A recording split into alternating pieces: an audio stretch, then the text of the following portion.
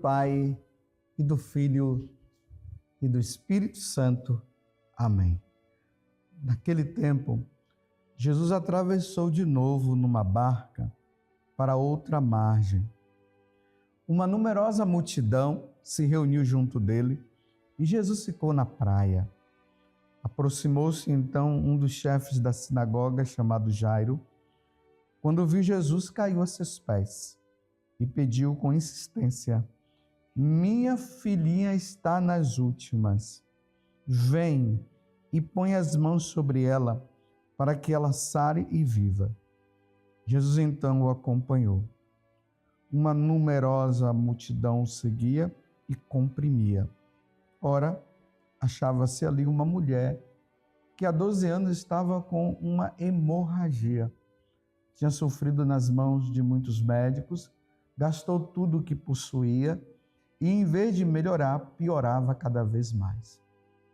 Tendo ouvido falar de Jesus, aproximou-se dele por detrás, no meio da multidão, e tocou na sua roupa. Ela pensava: se eu ao menos tocar na roupa dele, ficarei curada. A hemorragia parou imediatamente e a mulher sentiu dentro de si que estava curada da doença. Jesus logo percebeu que uma força tinha saído dele e, voltando-se no meio da multidão, perguntou: quem tocou na minha roupa? Os discípulos disseram: estás vendo a multidão que te comprime e ainda perguntas quem me tocou? Ele, porém, olhava ao redor para ver quem havia feito aquilo.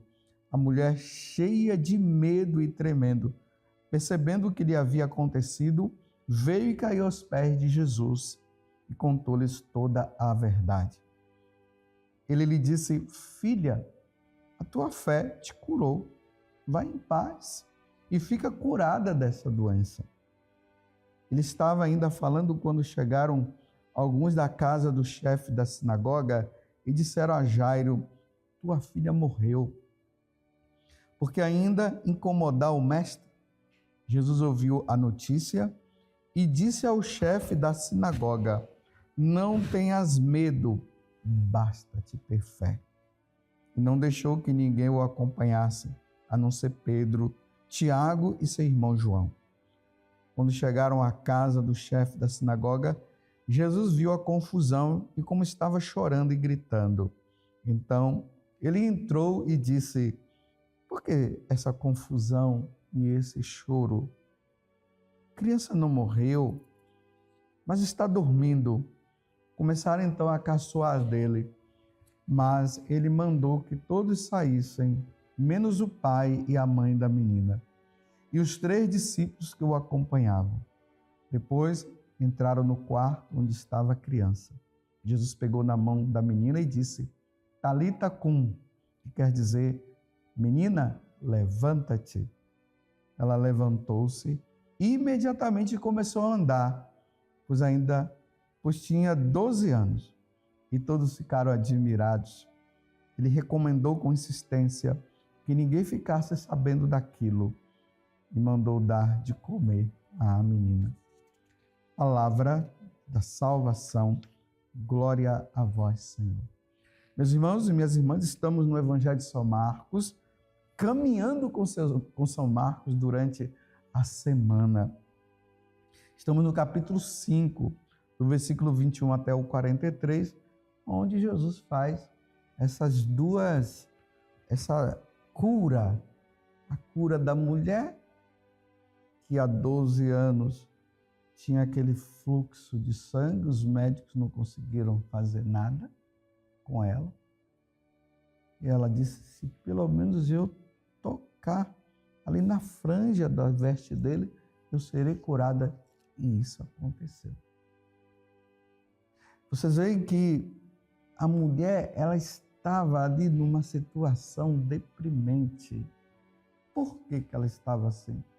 Porque uma vez que ela estava com essa hemorragia, ela era considerada impura. Por isso que ela fez tudo escondida. Ela não podia se apresentar.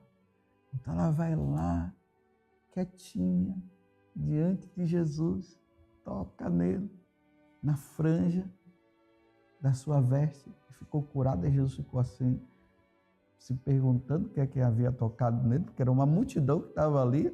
Era uma pergunta que Jesus não podia fazer, porque imagina, diante de uma multidão, como é que ele ia achar? Teve alguém que me tocou aqui de forma diferente. Mas como ele era Deus, ele conseguiu captar, perceber isso, porque Deus sonda os nossos corações. E a mulher foi curada. E nós vimos também aqui esse chefe da sinagoga, chamado Jairo, que a filha dele estava nas últimas. Nesse espaço de tempo que ele vai, ele se encontra com Jesus e ele pede para Jesus ir curá-la. Ele vai junto com Jesus, Jesus cura essa mulher, e depois, quando chega lá, vem a notícia: ela morreu. Jesus estava dizendo: não, ela não morreu. Simplesmente Jairo já tinha perdido a esperança, mas Jesus retoma: ela não morreu. Talita cum. E ela se levanta. Um dia, meus irmãos, nós iremos passar pela morte. E Jesus, na sua infinita misericórdia, ele vai dizer: Talita cum, levanta-te. E nós, levantando, nós iremos entrar no reino dos céus. Primeiro, a nossa alma vai ao encontro de Jesus, o nosso corpo vai ser depositado no cemitério, e na ressurreição da carne, que nós professamos a nossa fé nos domingos e solenidades, vai se realizar. Nós nos ressuscitaremos, a nossa alma vai se encontrar. Ou melhor, o nosso corpo ressuscitado vai se encontrar com a nossa alma. E com a graça de Deus, diante da nossa fidelidade, nós iremos para o céu, viver eternamente na alegria do Senhor. Não sei se vocês perceberam, hoje eu estou de vermelho.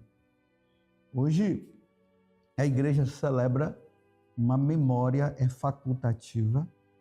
Então, se um padre na sua paróquia celebrar de verde, é porque é facultativo.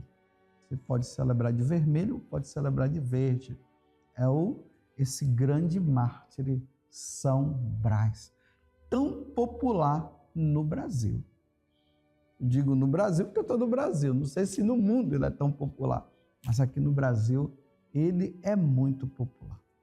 São Brás, ele era um médico, ele é aí dos anos 300, ele nasceu lá na Armênia.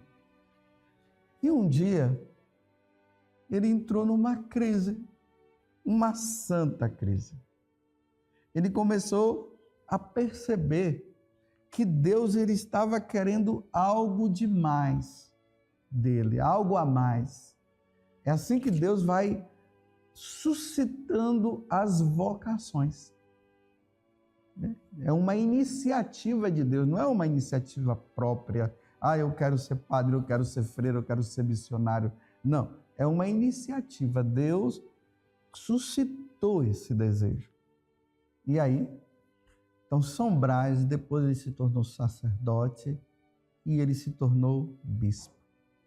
Mas tinha um prefeito chamado Agrícola, que ele era perseguidor dos cristãos. E nesta perseguição, ele acabou prendendo São Brás.